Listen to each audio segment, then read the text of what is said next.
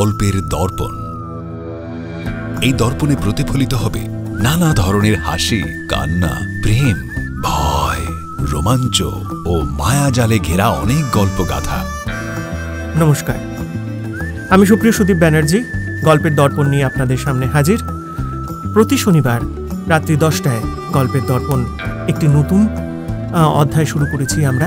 15ই August শুরু হয়েছে এর পথ চলা। আপনাদের সকলের সহযোগিতা না থাকলে পরে এই পথ চলা দৃঢ় হবে না, তাই আপনাদের সবার সহযোগিতা অবশ্যই কাম্য। তাই যত সম্ভব আপনারা এই চ্যানেলকে সাবস্ক্রাইব করুন এবং বন্ধুদের বলুন অনেক জায়গায় তাদের পরিচিত জনেদের কাছে তা শেয়ার করে দিতে। আজকে আমরা প্রথম গল্প শুনব ওগো মনোরমা। কথায় শুনেছি বুড়ো বয়সে নাকি ভীমরতি হয়। বুড়ো বয়সে গিন্নির প্রতি প্রেম যখন প্রগাঢ় হয় তখন গিন্নির মুখ থেকেই শুনতে হয় ভীমরতি কথাটি। আমরা শুনে নেব সত্যপ্রিয় সরকারের পরিচালিত গল্প ওগো মনোরমা। লেখনীতে রঞ্জনা ভঞ্জ, কণ্ঠে সত্যপ্রিয় সরকার ও বলাকা চন্দন।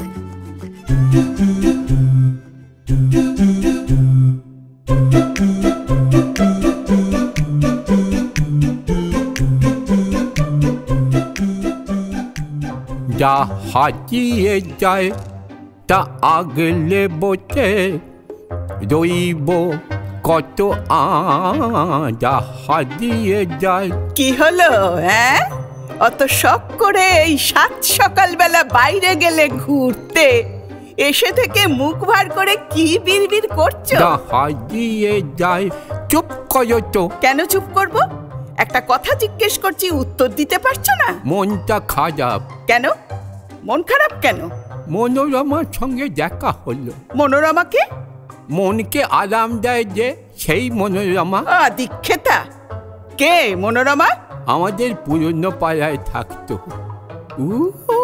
সে কি যে ভালো দেখতে ছিল, আজও কি সুন্দর লাগছিল। হ্যাঁ গো, তোমার বয়স কত গো? ওটা কি মনে না করালেই নয়? তুমি মাঝে মাঝে ভুলে যাও তো, তাই মনে করাতে হয়। বলো কত? এই সবে 82তে পা দিলাম। বুড়ো বয়সে ভীমরতি, খাটে যাবার সময় হলো, এখন প্রেম জেগেছে। সুনীলদা বলে গেছে প্রেম আমৃত্যু থাকা উচিত। সুনীলদাটাকে? কিছুই তো জানো না। সুনীল গঙ্গোপাধ্যায় কবি, সাহিত্যিক। তিনি তো আরো অনেক কিছু করেছেন, বলেছেন। তোমার শুধু ওই লাইনটাই মনে ধরলো। নিজের শরীরের যত্ন তো নিজেকেই নিতে হবে। প্রেমে থাকলে শরীরে কোনো রোগ ধরে না। তাহলে রোজ এতগুলো ওষুধ গেল কেন? 2-4টি প্রেমই তো করতে পারতে। প্রেম তো আমার সে অনেক আগেই জেগেছিল গগিন্নি, সেই শৈশবে। কিন্তু কোনোদিনই মনোরমাকে বলে উঠতে পারিনি। আজ তো বলতে পারতে, ওগো তোমায় আমি সেই কবে থেকে ভালোবাসি।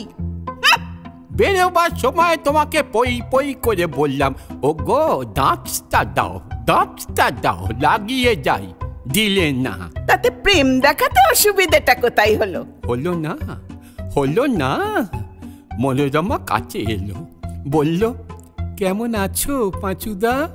শরীর তোমার খুব ভেঙে গেছে, শরীরে যত্ন নাও না নাকি? কত বছর পর দেখলাম। আজও কত প্রশ্ন, আর আমি মুখ বুঝে শুধু মাথা নেড়ে গেলাম। কেন? তাকে দেখে কথা বন্ধ হয়ে গিয়েছিল বুঝি? এই ফোকলা মুখ তাকে দেখাতাম। জানো জানো, ও চোখে মুখে আমি আজও আমার প্রতি প্রেম দেখলাম, অথচ শালা কিছু বলতে পারলাম না। যা হারিয়ে যায় তা আগলে। সেও নিশ্চিত আর কচিটি নেই, তারও বয়স কম হয়নি। তোমার থেকে ছোট। হ্যাঁ তাই তো, তাই তো। বাইরের সব মহিলাই কচি, শুধু ঘরের বউটাকে বুড়ি লাগে, তাই না? কি মুশকিল, আমি জানি ও ছোট। কি সুন্দর যে লাগছিল। শোনো, ওই এক কথা আমার কানের কাছে ঘ্যান ঘ্যান করবে না তো। জানো জানো, কি সুন্দর চেহারা দেখেছে। চুলগুলো থা থা করে কাটা, চোখে সোনালি ফেবের চশমা, হাতের আঙুলে আবার রং লাগানো। থাক থাক, আর ভাল লাগছে না শুনতে। হ্যাঁ গো, এখন কি এক একটা আঙুলে এক একটা রং লাগায় না মেয়েরা। ও মেয়ে নয়, বুড়ি। দেখলাম ওর নোকেও শাড়ির সঙ্গে ম্যাচ করে কত রকম রং লাগানো। এটাকে কি বলে গো? তোমার মেয়েকে জিজ্ঞেস করো, সে বলবে। ও কি করে বলবে? ও তো বুঝি। কি? তোমার নিজের মেয়েও তোমার চোখে বুড়ি? শুধু বুড়ি নয়, ঝোলা বুড়ি। সাথে আমার জামাইটা এমন উড়ে উড়ে বেড়ায়। আহারে, বেচারি জামাইয়ের কষ্টটা তো আমি বুঝি। কি? তুমি ওই বজ্জাত জামাইটাকে সাপোর্ট করছো? কেন করব না? তোমার মেয়ে এখনই তোমার মতো এক মাথা পাকা চুল, সারাদিন ঘরে এমন ভাবে থাকে, কোনো সাজগোজ নেই।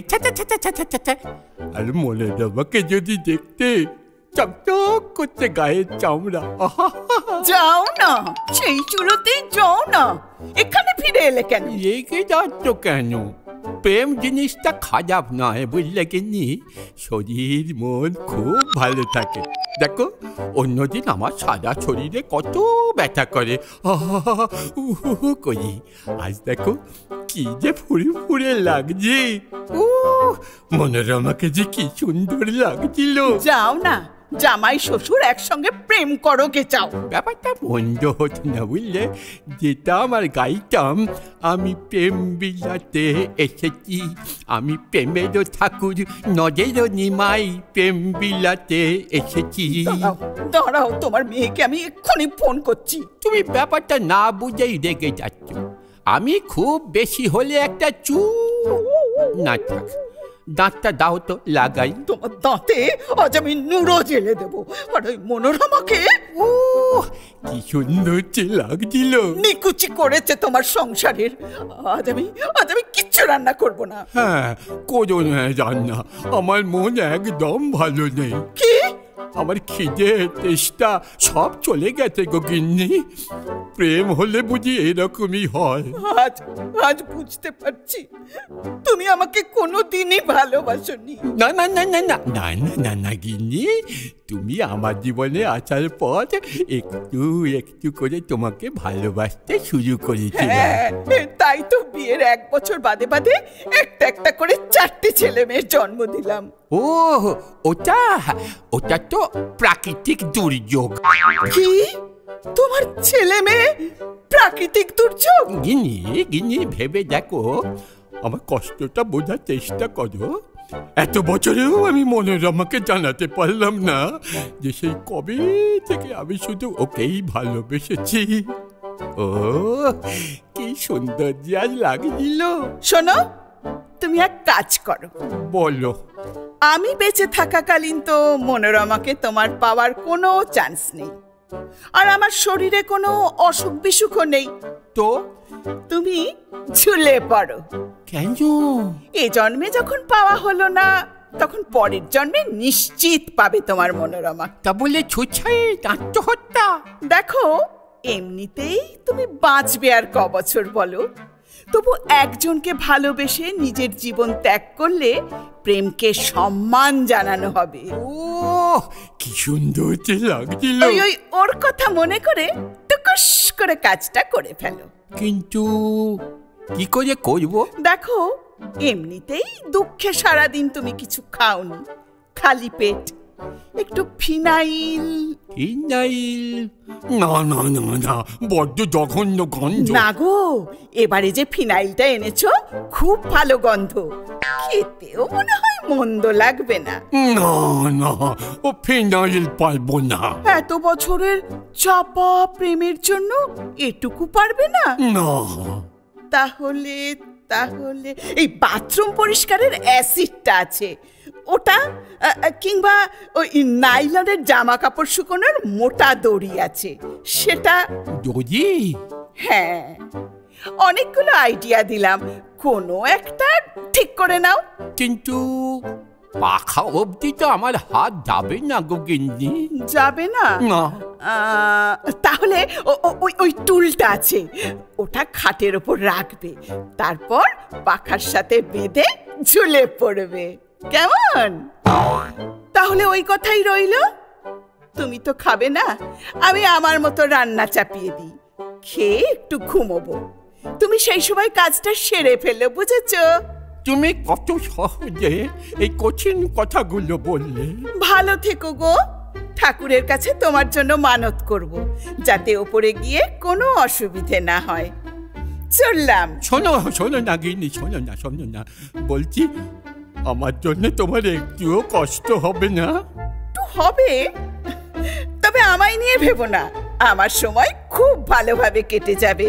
ওই অজিত বাবু, ব্রজেন্দা, মণিবাবু, অশান্তদা, কাজা, ওই সামনের বৃদ্ধাশ্রমে থাকে সবাই। তোমার সঙ্গে আলাপ আছে না, তবে ওই চোখে চোখে কথা হয়। কথা হয়? হ্যাঁ গো, আমাদের বাড়ির সামনে দিয়ে তো সবাই হাঁটতে বেরোয়, আমি তখন জানলায় থাকি, ওই চোখাচোখি হয়। আমি তো কোনোদিনও খেয়াল করিনি। তুমি তো জীবনে ওই মনোরমাকেই ভালোবেসেছিলে, তাই না? ও কি সুন্দর দেখতে লাগছিল।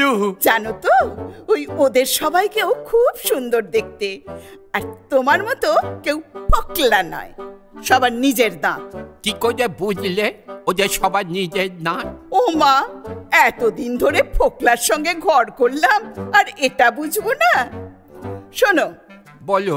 বলছি, ওই সুইসাইড করতে গিয়ে আবার বেঁচে যেও না যেন, তাহলে আর মুখ দেখাতে পারবো না কাউকে। বেশ ভালো করে মন শক্ত করে কাজটা করে ফেলো, বুঝেছো? আমি যাই গো। দেখলেন আমাকে ওপরে যাওয়ার কিরকম শক্তপোক্ত বুদ্ধি দিল আমার বউ। কোথায় বলবে, ও গো মনোরমাকে ভেবো না, শুধু আমাকে ভাবো। কিংবা বলবে, ও গো আমার কি হবে গো, তুমি আমায় ছেড়ে যেও না গো। এই তো একদম উল্টো। কি করে আমি ইহলোক ত্যাগ করব, তার কত রকমের বুদ্ধি বাতলাচ্ছে। কি ভেবেছ আমি মরতে ভয় পাই? না, কি সুন্দর লাগছিল মনোরমাকে। না, কাজটা করে ফেলি। ফিনাইলটা বড্ড গন্ধ। এক কাজ করি, ওই দড়িটা দিয়ে গেল, ওটাই গলায় দিয়ে। কিন্তু আমার এই শিরা বার করা গলায় বড্ড লাগবে যে। কি করি? কি মোটা একটা দড়ি দিয়ে গেল, একটু মায়া দয়া নেই? মা গো, কার সঙ্গে এতকাল ঘর করলাম মা?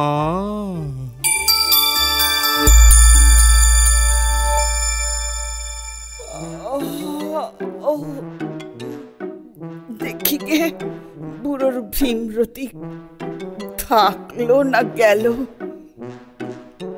কি ঘরে চুপচাপ শুয়ে আছে, সত্যি সত্যি চলে গেল নাকি? কি গো, শুনছো? কি গো, শুনছো? কি গো, শুনছো? নেকা বলি, ফিনাইল, দড়ি, অ্যাসিড সবই তো পড়ে রয়েছে দেখছি, সাহসে কুলোলো না? দেখো গিন্নি, আমি ভেবে দেখলুম আমি যদি ছুটাইট করে মরি, তাহলে মনোরমা জানবে কি করে যে আমি ওর জন্যই ছুটাইট করেছি। তাই ভাবলাম ওকে আমার মনের কথা, প্রেমের কথা, ভালোবাসার কথা জানিয়ে তারপর ঝুলব। তোমার দৌড় কত দূর সে আমার জানা আছে। চলো, অনেক ভীমরতি দেখিয়েছো, এবার খেয়ে আমাকে উদ্ধার করো। তোমার জন্য সারাদিন আমার পেটেও কিছু পড়েনি। কি গিন্নি, তুমিও কিন্তু খাওনি? না, একটা 82 বছরের বুড়োকে ফেলে খাবো কি করে? শোনো, পরিষ্কার বলে দিচ্ছি, আর একবার যদি ওই মনোরমার নাম মুখে এনেছো, তো আমি তোমার গলা টিপে দেবো। তোমায় আর কষ্ট করে মরতে হবে না। কি সুন্দর যে লাগছে। তোমাকে গো গিন্নি, তোমাকে। ও প্রেম যমুনায়, প্রেম যমুনায় হয়তো কেউ ঢেউ দিল রে, আকুল হিয়ায় অকুল বুঝি ভাগল রে। ও প্রেম যমুনায়, প্রেম যমুনায়, প্রেম যমুনায়।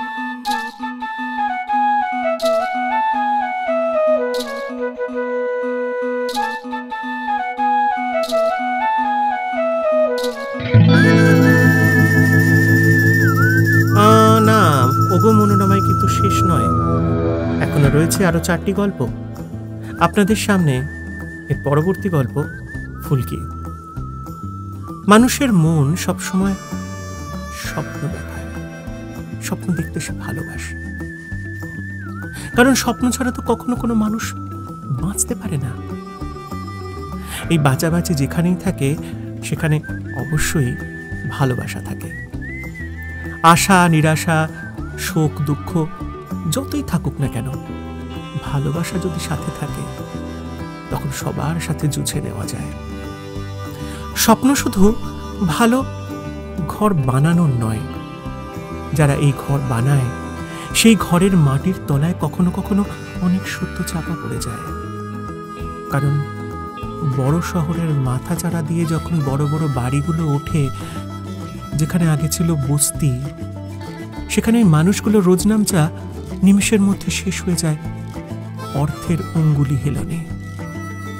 তবে এই দুর্ঘটনাগ্রস্ত মানুষগুলোর মধ্যে এপারে যেমন ভালোবাসা ছিল, সেই ভালোবাসা ওপারেও থাকে, কারণ তারা জানে ভালোবাসতে আর মানিয়ে নিতে। কেন? কারণ তারা না পাওয়ার যন্ত্রণায় রোজ জুঝে জুঝে নিজের জীবনকে টিকিয়ে রাখে, বেঁচে থাকে। তাই তারাই জানে প্রকৃতভাবে মানিয়ে নেওয়াটা কি। সভ্য সমাজের হয়তো উচিত তাদের কাছে সেই শিক্ষা নেওয়া। আমাদের পরবর্তী উপস্থাপনা ফুলকি। এই ফুলকিতে যারা কণ্ঠ দিয়েছেন তারা হলেন ডালিয়া বসু সাহা, পূর্বাশা নাগ চৌধুরী, দোলা দত্ত চৌধুরী, অরূপ চ্যাটার্জি এবং গৌরাঙ্গ চক্রবর্তী। আসুন শুনে নিন ফুলকি। ইতি উতি ঘুরে ঘুরে কোথা তুমি যাও? এখানে আসতে হবে তা কি ভুলে যাও? যত সব আপদগুলো নিয়ে যত কাজ, গল্প বলতে এসে ভুলে গেলে তা। এখন তবে অনুষ্ঠানের নেতা মেরে দিল। আরে কেডা কেডা মেরে দিল? কাকা তোমায় না কি লব এক্ষুনি? অনুষ্ঠানে পয়সা নিয়ে বলে পাচ্ছ গল্প, এখন কি করবে ভাবো? টাইম হতে অল্প। তাহলে এক কাজ করলে বিজয় ভালো হয়। ভাবনায় রেখো না তাকে, বলে ফেললেই হয়। কি কমো তা আমার বৃত্তান্ত, আমার ঘর বাঁধারও আমি দেখাইছিল স্বপ্ন। কেমনে সব ঘোলা হইয়া যে গেল, মরণ আইসা ঘাড় মটকাইয়া লইয়া আসিল। আজও চোখে ঘর বাঁধার ঘটনা মনে পড়ে। তবে কর না কেন, নিচে সময় নষ্ট করে। তোরা শুনবি? আরে শোনাও না, আমরা শুনি, লোকে শুনুক, অনুষ্ঠানটা একটু উপভোগ করো।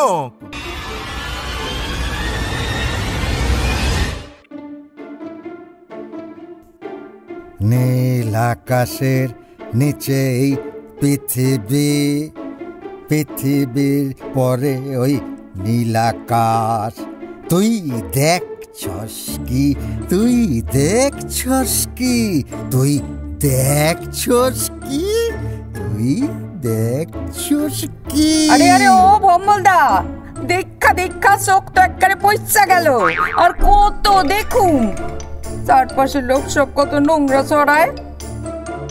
আরে গানের ইমোশনটারে একদম নষ্ট কইরা দিলি। বৈশা বৈশা তোমার লাগে আমার তো আর তোমার ইমোশন ধুইয়া জল খাইলে চলবো না। 5 বাড়ির কাজ বাকি আছে, তার কি হইব? ঝি, সেই ঝি রইয়া গেলি। একটু প্রেম করতে বসলাম আর দেখ মুখে কেমন ট্যাকস ট্যাকস কথা। শোনো, এই তোর মুখে স্পষ্ট কথা। শালা প্রেম করতে বৈশা কেউ যদি মরা কান্না জুইরা দেয় তাহলে কার পিড়িত উতলাইয়া ওঠে ক? এইখান তো আমায় বুঝা কি আর কথা কয় বল সব সময়। তুই কিছু মনে করস না, তবে বিয়া কইরা তোর আর কাজ করতে দিব না।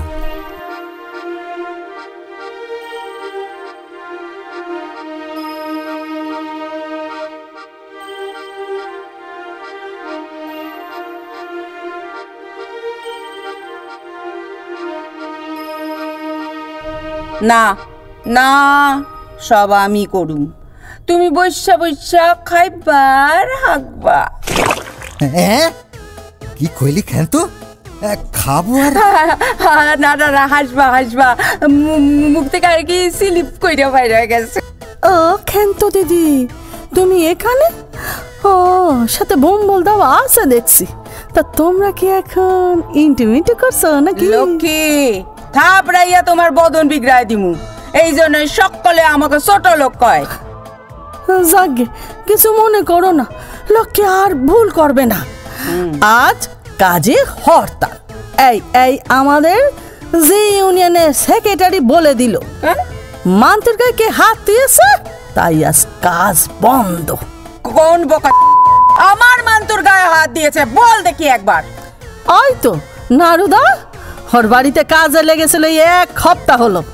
টেবিল মুছতে গিয়ে ওই ওই ওই থাইল্যান্ড নাকি, হ্যাঁ, ওই ফুলদানিটা টুস করে মাটিতে পড়তে এইটুকুন, ব্যাস নারুদা চেয়ার থেকে উঠে কটকটে দৃষ্টি দিয়ে ফুলদানিটা দেখে ফট করে ওর গালে সরক এসে দিল।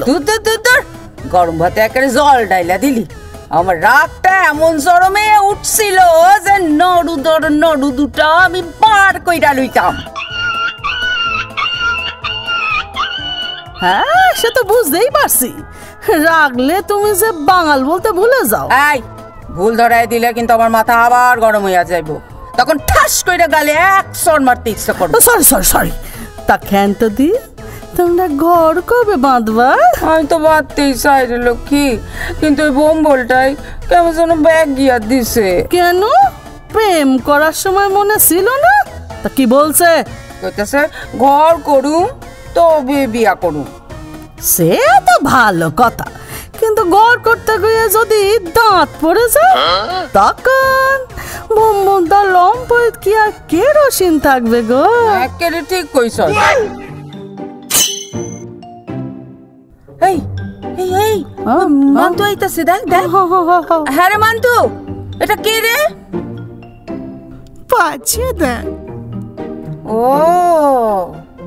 তাও কি করে রে? ওই ওই পকেট মারে। সি মান্তু, তুই শেষ পর্যন্ত পকেট মার রে পটাইলি। তা ভালোই করেছিস, চোরের উপর বাটপাড়ি করবি আর কি। মানে কি কস? দেখ, সব ঘরের মেয়েরাই বিয়ের পর বরের পকেট মেরেই তো বড় লোক হয়। মানে বরের পকেট কেটেই তো ঘরের সব জিনিস করে। শখ আহ্লাদ মেটায় তো বিয়ের পরও ও মারবে, তাই চোরের উপর বাটপাড়ি কথাটা বললাম। এই শোনো, তোমরা কিসের লগে যে বকবক করছো তা আমি জানি না। এবার আমার যাওয়ার সময় হলো, আমি যাই গিয়া। এই ভম্বলদা, কোথায় যাবে আমাদের খেন্তি দিকে ফেলে? তা কবে খেন্তিদির কপালটা ফাটাচ্ছ বলো তো? ফাইটাবো মানে? মানে মাথায় সিঁদুর পড়াবে গো। ওই জানে, আগে একটা খরক, তারপর নয় এই ঘরের ভাড়া তোমার মাথা থেকে নামবে না। এই এই একটা ঘর ঘর সিকুয়েন্স তৈরি করতো, সব দাইরে যা। এই এই ভোলা, আপনিও আসেন। আয় আয় আয় সকলে আয় আয়।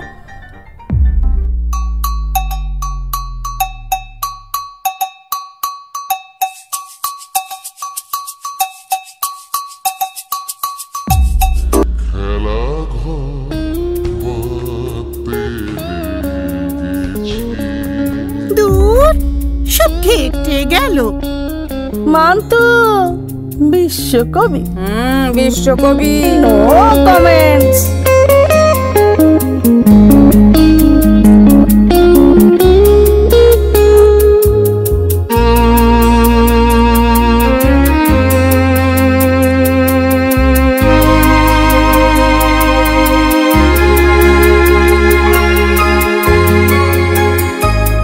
খেলা ঘর পাতে লেগেছি আমার মনের ভিতরে, খেলা ঘর বাতে লেগেছি। কত রাত তাই তো জেগেছি, বলবো কি তোরে খেলা ঘর বাতে।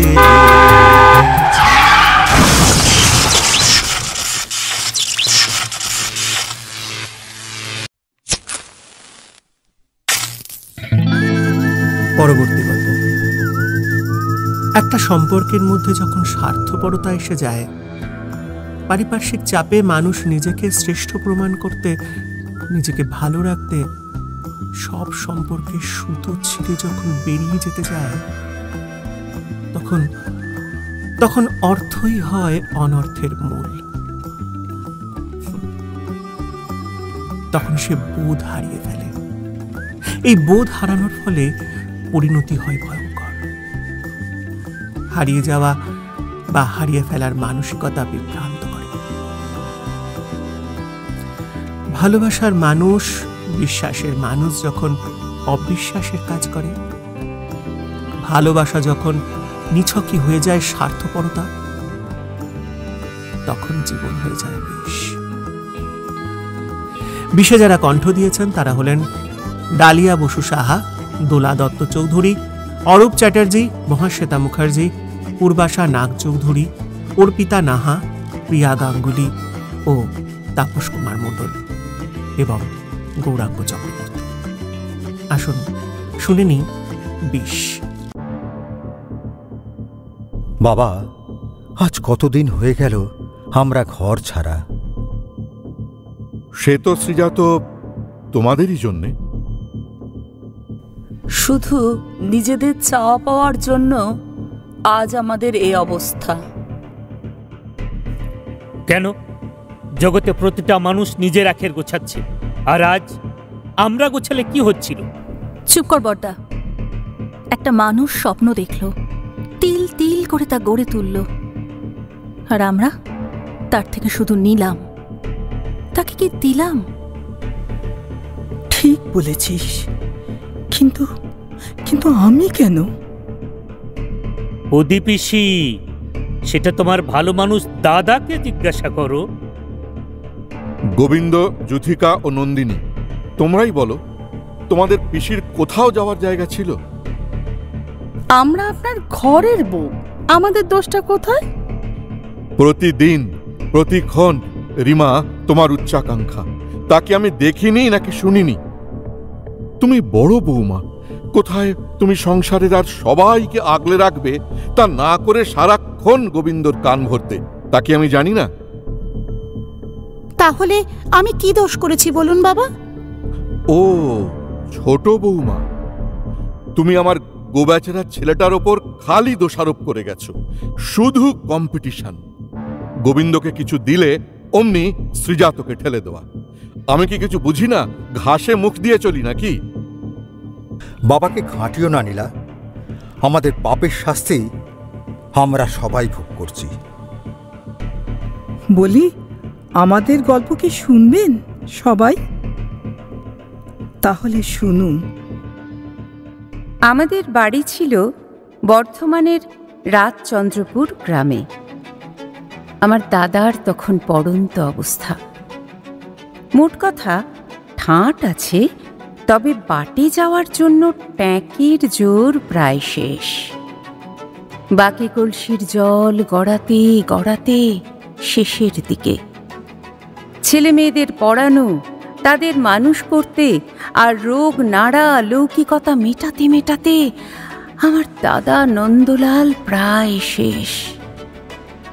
তার উপর ছেলে মেয়েদের বিয়ে দিয়ে তাদের সংসারী করেছেন। সব কর্তব্য শেষ করার পরেও ছেলে মেয়েদের বাবার বিষয়ের দিকে চোখ পড়ল। চাকরি বাকরি করে নিজেরা বাবাকে সাহায্য করা তো দূরে থাকুক, তার কাছ থেকে কিভাবে আর কি কি আদায় করা যায় সে বিষয়ে সব সময় তৎপর। একদিন সবাই মিলে বাপের শেষ সম্বলটুকু কাটতে হাজির হলো বাবার জন্মদিনে এই রাজচন্দ্রপুরের বসত বাড়িতে।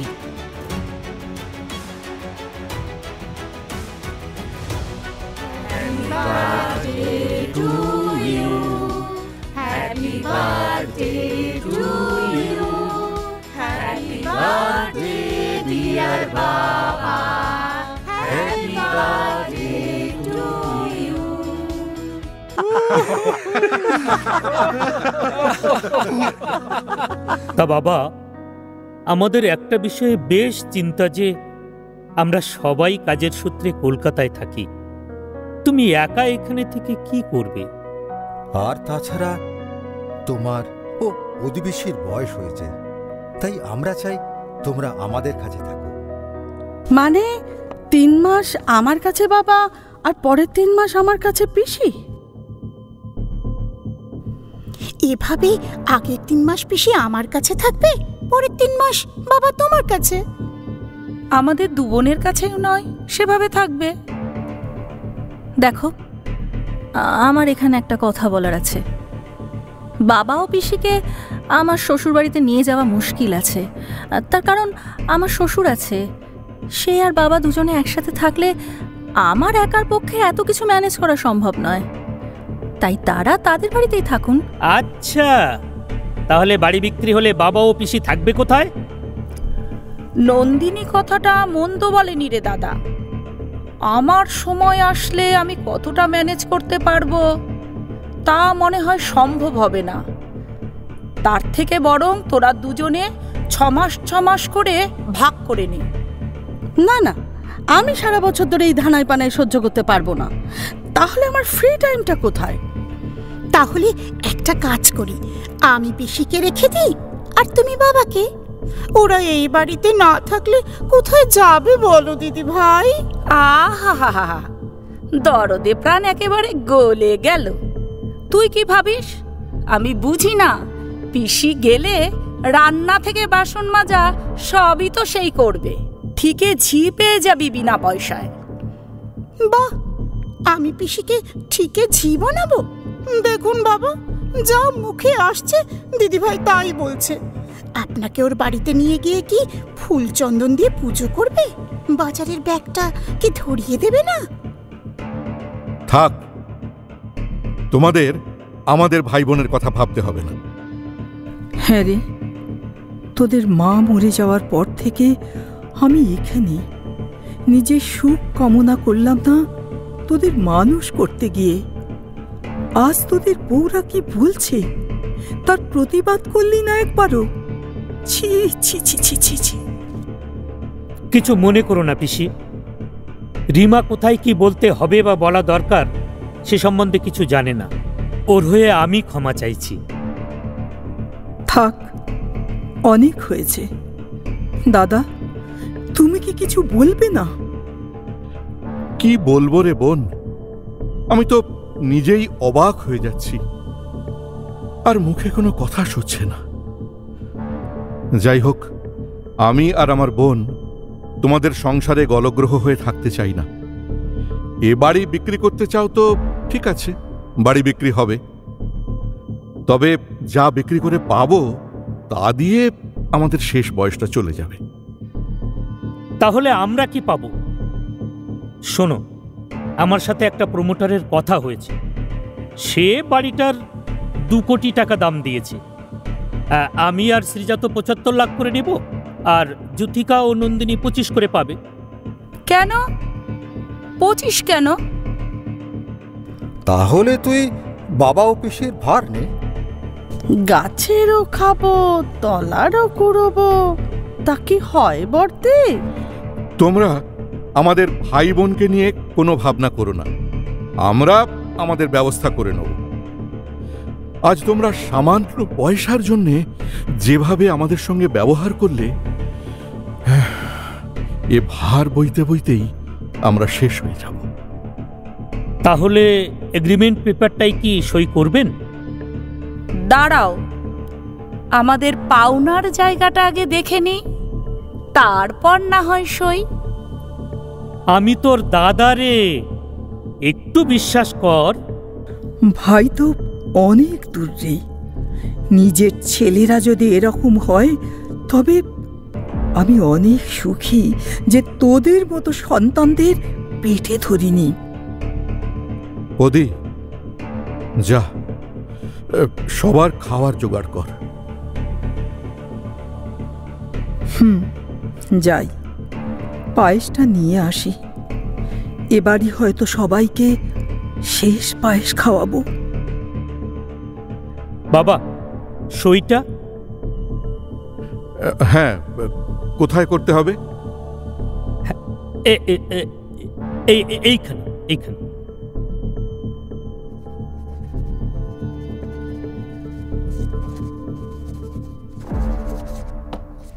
সইটা করে দিলে দাদা? তুইও করে দে, যা।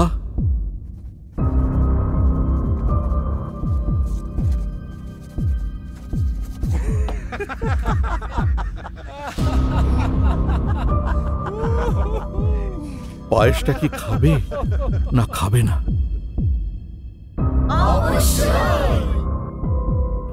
বদি, তুই খাবি না?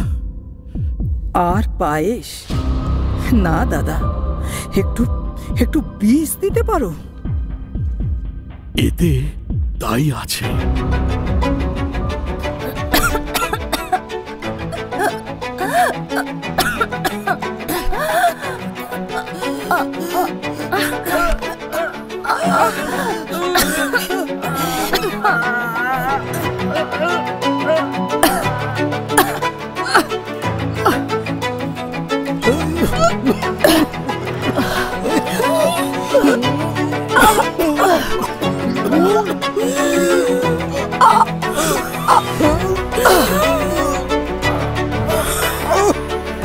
নে বোন, এবার এবার আমাদের পালা। দাদা না না দাদা, না। কার কাছে তোকে রেখে যাব বল? খেয়ে নে, খেয়ে নে।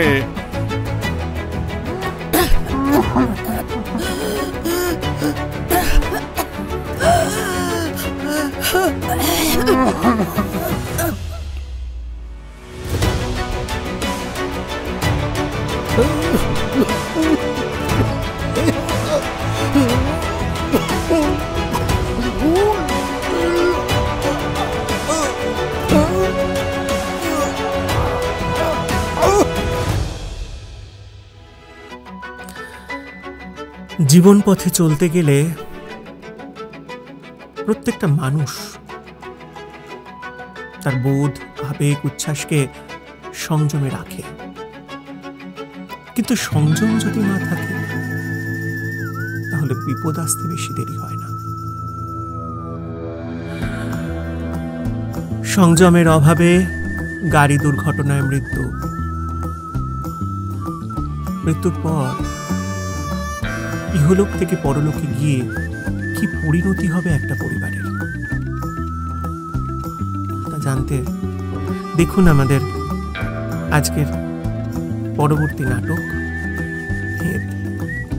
ভেদে যারা কণ্ঠ দিয়েছেন তারা হলেন হীরক চক্রবর্তী, কুশল কুমার, জয়শঙ্কর, তপস্যা সামন্ত ও আহিলি ভট্টাচার্য।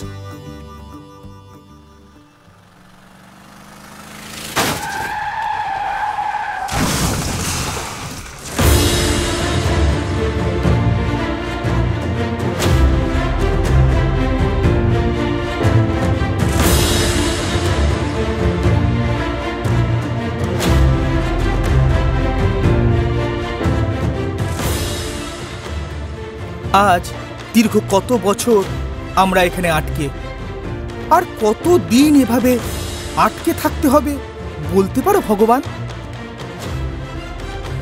রোজ রোজ প্রতিদিন এই একভাবে সময়ের গণ্ডির মধ্যে পড়ে আমাদের মরতে হয়।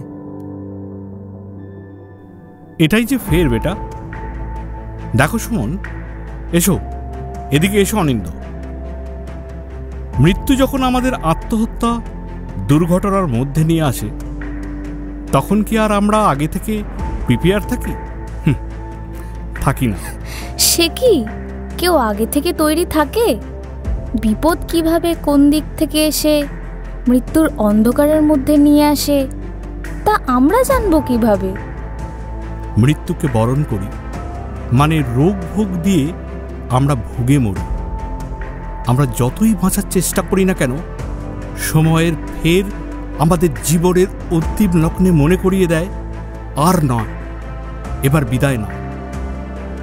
মনের থেকে অন্তরে তখন তৈরি হতে থাকে এক দেহ, যাকে অবলম্বন করে আমরা পরলোকে যাই। ফলে ভূত হয়ে ফিরে আসা আর হয় না। কিন্তু আমাদের মতো যারা দুর্ঘটনায় আত্মহত্যায় মরে, তাদের এই দশাই হয়। প্রেতলোকে ভূত হয়ে বসে থাকতে হয়, আর আমাদের মতো রোজ এই একই সময়ে মৃত্যু যন্ত্রণা সহ্য করতে হয়। কিন্তু কাকু, আমরা তো আত্মহত্যা করিনি, তাহলে আমাদের কেন এভাবে ভুগতে হবে? প্রারব্ধ মিতা, প্রারব্ধ। প্রারব্ধ সেটা কি? প্রারব্ধ হলো জমে থাকা হিসাব। মানে ধরো আমি তোমার কাছে 500 টাকা পাই, কিন্তু আমাকে তুমি সেই টাকা শোধ করলে না। সে টাকা তো আর ধার হিসেবে থাকতে পারে না, কারণ দেনা পাওনা সব এখানেই এই ইহলোকে শোধ করে যাওয়াই নিয়ম। তাহলে সে টাকা শোধ করবে কিভাবে? Very interesting. কিভাবে শোধ করবে? ভূত হয়ে গলা মোটকে? উফ, ওটা গলা না, ঘাড় হবে। ঘাড় মোটকে? তোমরা বলো। আবার জন্ম নিয়ে। ঠিক, তা না হলে রিটার্ন হবে কিভাবে? কারণ সোল টু সোল মিট না হলে দেনা মেটানো যায় না। রাইট সুমন। অমনি ছেলের দিকে ঢলে পড়লে। ও মা, ঠিককে ঠিক বললে ঢলে পড়া হয় বুঝি? সরি। আরে বাবা, এর আগে বলো। আবার জন্ম নিয়ে এসে আসবে। প্রত্যেকে যেমন প্রত্যেকের কর্মফল অনুযায়ী জন্মায়, ঠিক সেভাবেই যে সময় আগের জন্মে যা যা ঘটেছিল, এই জন্মেও তার বকেয়া মেটাতে সেই সময়ে সেই ব্যক্তি বা লোকের সাথে সাক্ষাৎ করে বকেয়া মেটাতে হয়। তাহলে টাকাটা পাবো কি করে? আজ তোমার 500 টাকা উপার্জন হলো, দেখলে বাসে তোমার পকেট কেটে কেউ বেপাত্তা, বা রাস্তায় চাঁদা তোলা দাদারা তোমার নামে বিল কাটবে, বা কাউকে দেখে তোমার মনে দয়া জেগে তাকে তুমি 500 টাকা দিলে। তাই বিভিন্ন মাধ্যমে তোমাকে ওই 500 টাকা দিতেই হবে। তবে কখনো কখনো সুদ সমেত।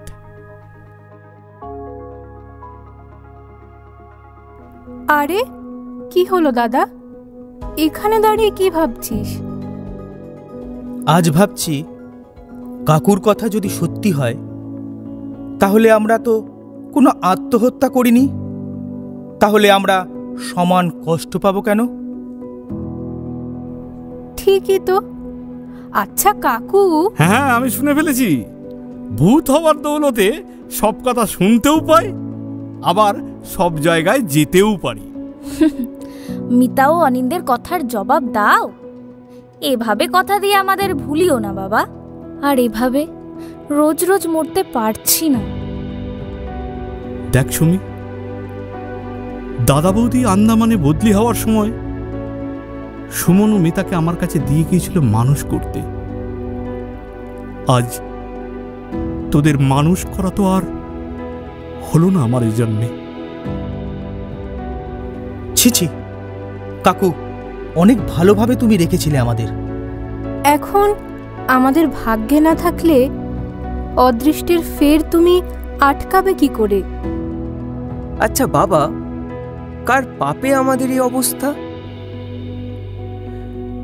জানি না, তবে তবে এটা জানি, এইভাবেই রোজ এক সময় এই মৃত্যু যন্ত্রণা সহ্য করতে করতে একদিন তার অবসান হয়। তখন যমদূত এসে গলায় রশি বেঁধে নিয়ে যায় পরপারে। তখন আর রোজ মরতে হয় না। ভোগ ভোগান্তি সব শেষ করে আবার নবজন্মের সূচনা হয়। বাবা, মাকে খুব দেখতে ইচ্ছা করছে, একবার যাবে? যাবি? চ। আমরাও যাব। চলো, সবাই চলো। আর তো যাওয়া যাবে না বন্ধু। কর্মফল অনুসারে তোমাদের এবার ফিরে যেতে হবে তোমাদের আপন আপনালয়ে। সেখান থেকে তৈরি হবে আবার পুনর্জন্মের ব্যবস্থা। তাই এবার চলো।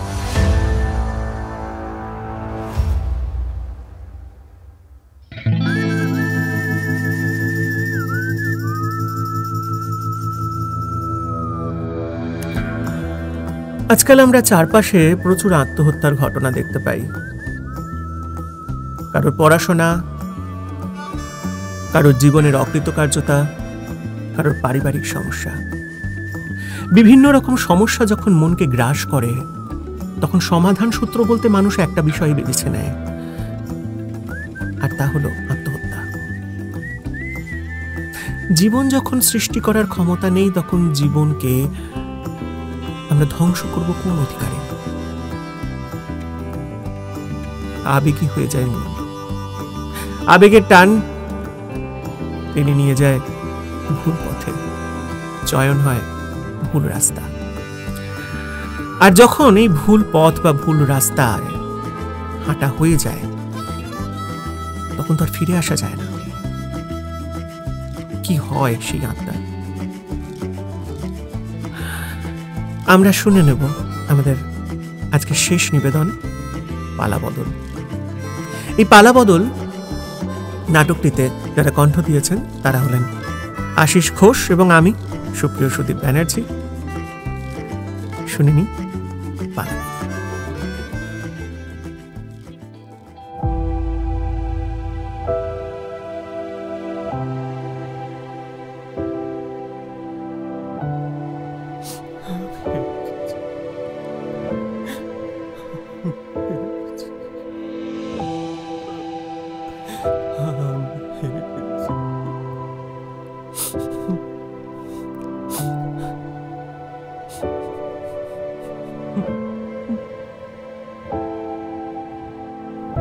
কি ভাবছো? নিজেকে শেষ করে দেবে? আমি কি ভাবছি তাতে আপনার কি? না, ওই নদীর জলের দিকে তাকিয়ে এমন সময় সচরাচর তো কেউ থাকে না, তাই জিজ্ঞাসা করছি। আমি মরতে চাই, তাতে আপনার কি? না, আমার কিছু না, শুধু ভাবছি তোমার কতটা কষ্ট হবে। আমার কষ্ট হবে? আমার আপনার সাথে কথা বলতে ভালো লাগছে না। প্লিজ প্লিজ আপনি একটু চুপ করুন। আমার তো বেশ লাগছে, মানে ভালো লাগছে কথা বলতে। বেশ, ওই বকে যান, আমি আপনার কথার কোনো উত্তর দেব না। আচ্ছা, এই যে তুমি মরতে চাও, আমি তোমাকে যদি মরার কয়েকটা স্টেপ বলে দিই, মানে তাহলে তো তুমি উপকৃত হবে। তুমি কিভাবে মরলে কম কষ্ট পাবে, তাহলে নিশ্চয়ই তুমি শুনতে আগ্রহী হবে। ও কথা বলবে না? না, বেশ, থাক।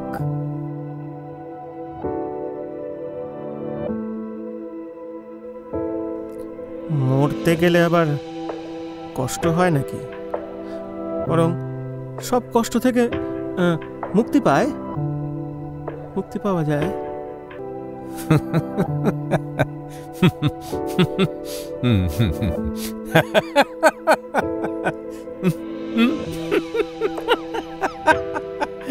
এতে হাসির কি আছে? তুমি কিচ্ছু জানো না। দেখো, কি আমি জানি না? আমি সব জানি। বেশ, বলো তো, মরার পর কেমন লাগে? কোনো অভিজ্ঞতা আছে? পাগল কোথাকার, আমি কি মরে দেখেছি নাকি যে তোমাকে অভিজ্ঞতা বলবো? ওই টিভিতে দেখেছি 2-1 মিনিটের মধ্যেই মরে যায়। আচ্ছা, জলে ডুবে মরার আইডিয়াটা তাহলে কোথা থেকে পেলে? টিভি থেকে? না, এমনি মন থেকে এলো। ওয়ান্ডারফুল! বেশ, আমি একটা কাজ করি, তোমার নাকটা টিপে ধরে দেখি তুমি মরতে পারো কি না। টেস্ট করি। হ্যাঁ, ওকে, টেস্ট। ওকে। একটু এগিয়ে এসো। মরতে হলে মুখ খুলবে না। একদম না। ঠিক আছে।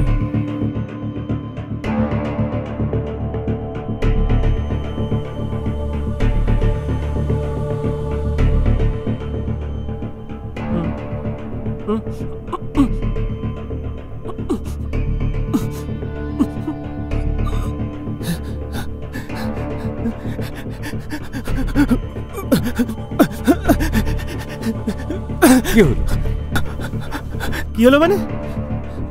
মেরে ফেলবে নাকি?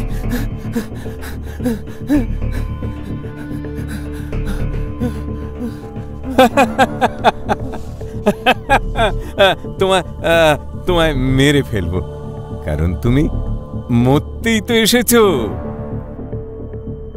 শোনো, প্রথমে আস্তে আস্তে জলে নেমে যাবে। তারপর গলা অবধি ডোবার পর আরো একটু দ্রুত নিচে নেমে যাবে। তাহলে আর উপরে উঠতে হবে না, কিন্তু তবুও মাটিতে পা পেয়ে যদি ঠেলা দাও তাহলে তো উপরে উঠে আসতে পারো। আচ্ছা, হ্যাঁ, তুমি সাঁতার জানো? হ্যাঁ, জানি।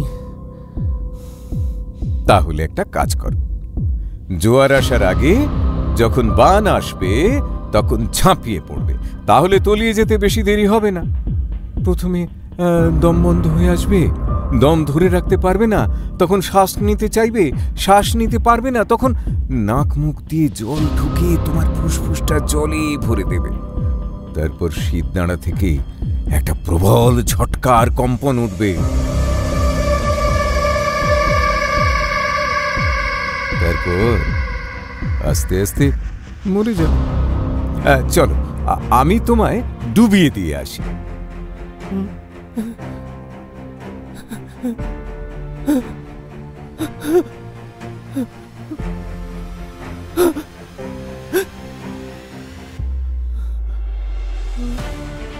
না না না না, আমি মরবো না, আমি বাড়ি যাব। এই জন্য আজকালকার ছেলে মেয়েদের কিছু হয় না, কোনো দৃঢ় সংকল্প নেই, এই মাত্র চাই, পরক্ষণেই বলে চাই না।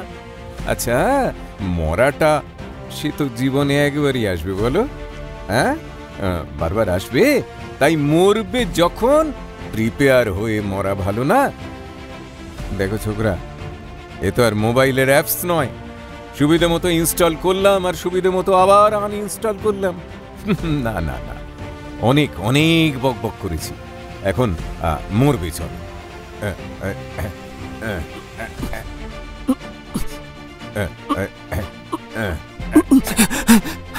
আমি মরবো না, আমি মরবো না। আর তাছাড়া আমি মরলে আপনার কি? উমা, তুমি মরলে আমার আনন্দ হবে, আমার কমিশন হবে, রোজ আমরা একসাথে বসে গল্প করতে পারবো। আরে আমি এখানে জলে ডুবে মরলে আপনার সাথে গল্প করবো কি করে? দেখো, তুমি যে দুনিয়ায় আছো সেখানে নিজের লোকেরা আছে, তোমার বাবা আছে, মা আছে। এই যেমন আজ বাড়ি ফেরোনি বলে তারা পাগলের মতো তোমার বন্ধুদের বাড়ি ঘুরে বেরিয়েছে, পুলিশের কাছে তোমার ছবি দিয়ে এসেছে তোমার খোঁজ করতে। তোমার মা দুপুর থেকে কিছু মুখে তোলেনি। হ্যাঁ, যাক, ফালতু সব কথা। ওরা মরা কান্না কেঁদে মরছে, মরুক। আজ কাঁদবে, কাল তোমার গলায় মালা দিয়ে রোজ দেখবে, আর আদমরা হয়ে বেঁচে থাকবে। তাতে তোমার কি? ওরা তো সব সময় সন্তানদের হাতে এভাবে অবহেলা পেতে এসেছে। এই বাপ মাগুলোকে আগে মারা উচিত। চলো একটা কাজ করি, ওদের আগে মেরে আসি। তুমি তোমার মায়ের বুকে ছুরি বসিও, আর আমি তোমার বাবার বুকে বসাবো। ঠিক আছে, চলো ওঠো, চলো ওঠো। ছাড়ো আমাকে, ছাড়ো। আমি আমার মায়ের বুকে ছুরি মারবো কেন?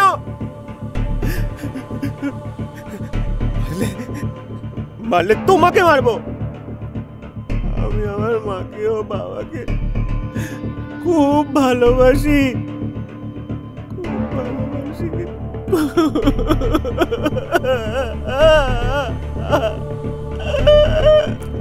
আসলে আমি বলছিলাম, তাদের সারা জীবন পিষে পিষে মারার থেকে একেবারে মেরে দিলে ভালো হতো না? আমি তাদের ভালোবাসি, আমি কোনোভাবেই তাদের মারতে পারবো না গো, আমি কোনোভাবেই তাদের মারতে পারবো না। তুমি তো নিজে মরে ওদেরকেই মারছো বাবা। হ্যাঁ, তুমি কি জানো কিভাবে তারা তোমার পড়াশোনা, তোমার ইচ্ছাগুলো মেটাচ্ছেন? কোনোদিন জানার চেষ্টা করেছো? কোনোদিন বাবা ফিরে আসলে তাকে এক গ্লাস জল গড়িয়ে দিয়েছো? মায়ের জ্বর হলে, শরীর খারাপ হলে তোমার মতো কোনোদিন বিছানায় শুয়ে থাকতে দেখেছো? আজ কার দোষে তুমি মরতে যাচ্ছ? কাকে শাস্তি দিচ্ছ? কেন? আমি ভুল করেছি, আমি ভুল করেছি, আমি ভুল বুঝতে পেরেছি, আমি ভুল বুঝতে পেরেছি। আমি মরবো না, আমি মরবো না, আমি বাড়ি যাব, আমি বাড়ি যাব, আমি বাড়ি যাব। তা তো আর হবে না বাবা, তুমি অকৃতজ্ঞ, বেঈমান।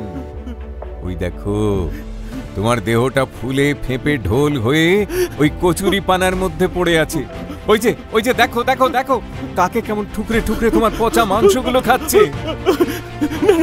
না না না না না না, আমাকে বাঁচিয়ে দাও, আমাকে বাঁচিয়ে দাও, আমাকে বাঁচিয়ে দাও, আমাকে বাঁচিয়ে দাও।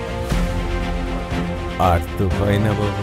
হ্যাঁ, এখন তাকিয়ে তাকিয়ে রোজ তুমি তোমার মৃত্যু যন্ত্রণা সহ্য করো, যতদিন না তোমার প্রায়শ্চিত্ত সম্পূর্ণ হচ্ছে। না না না, তুমি যেও না, তুমি চলে যেও না, আমাকে বাঁচিয়ে দাও, আমাকে বাঁচিয়ে দাও, আমি মরতে চাই না, আমাকে বাঁচিয়ে দাও, আমাকে বাঁচতে দাও, আমাকে বাঁচতে দাও, আমাকে বাঁচিয়ে দাও, আমাকে বাঁচতে দাও, আমাকে বাঁচতে দাও, আমাকে বাঁচতে দাও।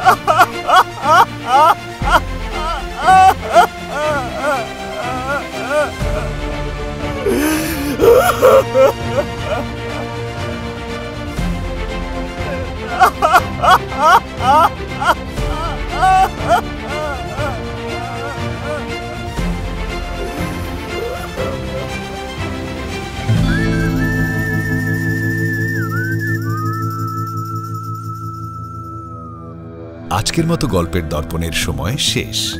আগামী পর্বে নতুন গল্প নিয়ে হাজির হব আপনাদের সামনে শনিবার রাত 10টায়। ততক্ষণের জন্য একটু বিরতি। নানা স্বাদের নতুন নতুন গল্প শুনতে চাইলে আমাদের চ্যানেলকে সাবস্ক্রাইব করুন, সবার আগে নোটিফিকেশন পাওয়ার জন্য বেল আইকন ক্লিক করুন, বন্ধুদের সাথে শেয়ার করুন আর অবশ্যই লাইক আর কমেন্টস দিতে কিন্তু ভুলবেন না।